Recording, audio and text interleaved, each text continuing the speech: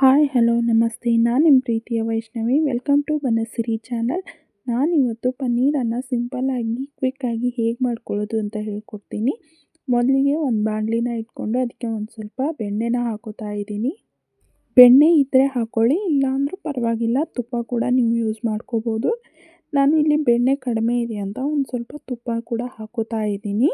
ಬೆಣ್ಣೆ ಹಾಕೋದ್ರಿಂದ ಟೇಸ್ಟು ತುಂಬ ಚೆನ್ನಾಗಿ ಬರುತ್ತೆ, ಅದಕ್ಕೋಸ್ಕರ ನಾನಿಲ್ಲಿ ಬೆಣ್ಣೆನ ಯೂಸ್ ಮಾಡಿದ್ದೀನಿ.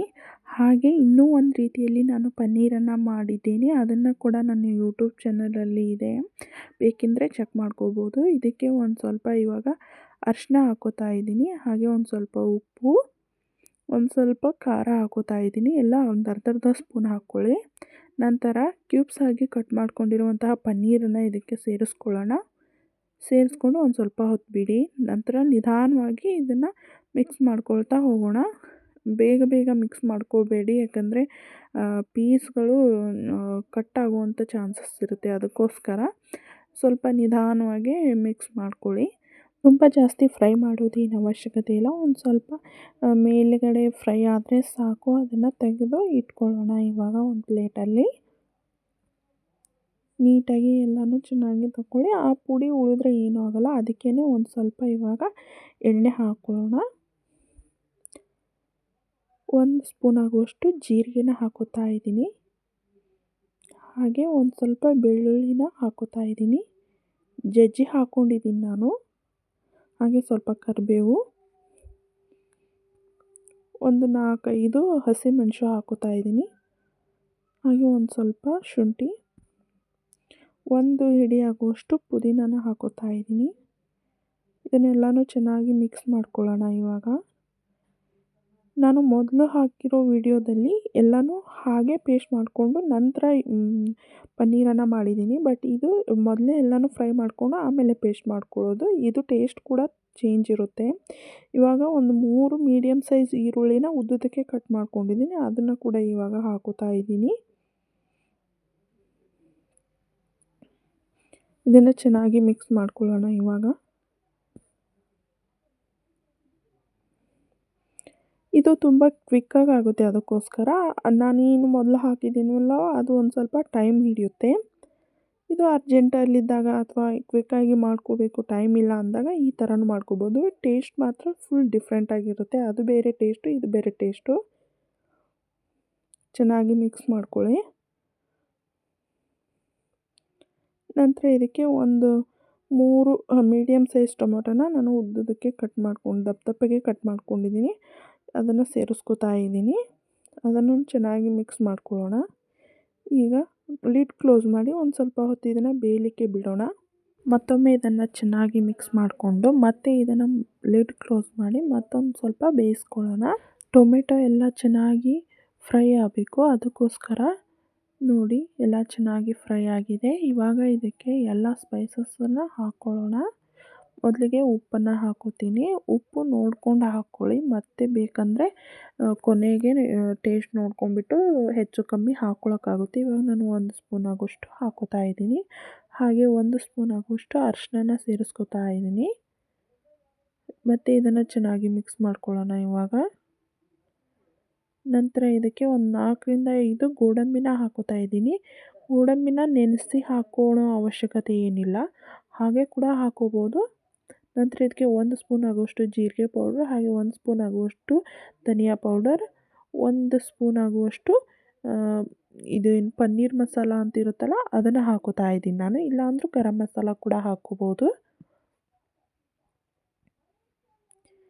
ಎಲ್ಲ ಸ್ಪೈಸಸ್ನ ಹಾಕ್ಕೊಂಡ್ಮೇಲೆ ಚೆನ್ನಾಗಿ ಮತ್ತೊಮ್ಮೆ ಮಿಕ್ಸ್ ಮಾಡ್ಕೊಳ್ಳೋಣ. ಇವಾಗ ಎಲ್ಲನೂ ಚೆನ್ನಾಗಿ ಬೆಂದಿದೆ. ಇವಾಗ ಇದನ್ನೆಲ್ಲನೂ ಚೆನ್ನಾಗಿ ಮಿಕ್ಸ್ ಮಾಡಿಕೊಂಡು ಕೊನೆಗೆ ಇದಕ್ಕೆ ಒಂದು ಸ್ವಲ್ಪ ಕೊತ್ತಂಬರಿ ಸೊಪ್ಪನ್ನು ಹಾಕೋತಾ ಇದ್ದೀನಿ.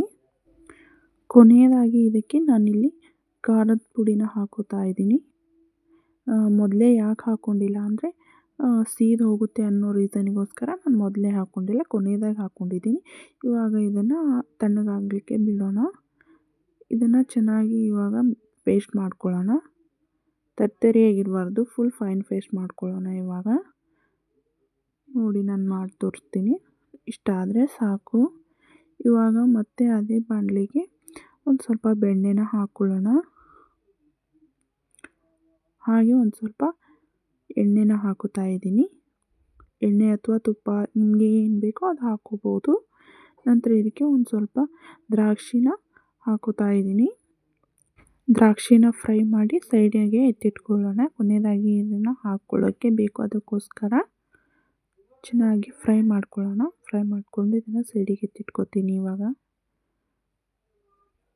ದ್ರಾಕ್ಷಿ ಇದ್ದರೆ ಹಾಕೋಬೋದು, ಆಪ್ಷನಲ್ಲು. ಬಟ್ ಹಾಕ್ಕೊಂಡ್ರೆ ಬಾಯಲ್ಲಿ ಆವಾಗವಾಗ ಸಿಗ್ತಾಯಿದ್ರೆ ತುಂಬ ಟೇಸ್ಟ್ ಆಗುತ್ತೆ ತಿನ್ನಲಿಕ್ಕೆ, ಅದಕ್ಕೋಸ್ಕರ. ನಂತರ ಇದೇ ಬಾಣಲೆಗೆ ಒಂದು ಸ್ವಲ್ಪ ಎಣ್ಣೆ ಹಾಕ್ಕೊಂಡು ಇದಕ್ಕೆ 1-2 ಪಲಾವ್ ಎಲೆನ ಹಾಕ್ಕೊಂಡಿದ್ದೀನಿ. ಹಾಗೆ 1-2 ಸಣ್ಣ ಏಲಕ್ಕಿ, 1-2 ದೊಡ್ಡ ಏಲಕ್ಕಿ, ಹಾಗೆ ಒಂದು ಸ್ವಲ್ಪ ಚಕ್ಕೆ, ಒಂದು 4 ಮೆಣಸು, ಹಾಗೆ ಒಂದು 4 ಲವಂಗ, ಒಂದು ಸ್ವಲ್ಪ ಅಜ್ವೈನ್ ಎಲ್ಲನೂ ಚೆನ್ನಾಗಿ ಕುಟ್ಟಿ ಪುಡಿ ಮಾಡ್ಕೊಂಡಿದ್ದೆ, ಅದನ್ನು ಕೂಡ ಹಾಕುತ್ತಾ ಇದ್ದೀನಿ. ಅದಾದಮೇಲೆ ಒಂದು ಸಣ್ಣಗೆ ಹೆಚ್ಚಿದ ಈರುಳ್ಳಿನ ಹಾಕುತ್ತಾ ಇದ್ದೀನಿ. ಎಲ್ಲನೂ ಹಾಕ್ಕೊಂಡು ಚೆನ್ನಾಗಿ ಮಿಕ್ಸ್ ಮಾಡ್ಕೊಳ್ಳೋಣ.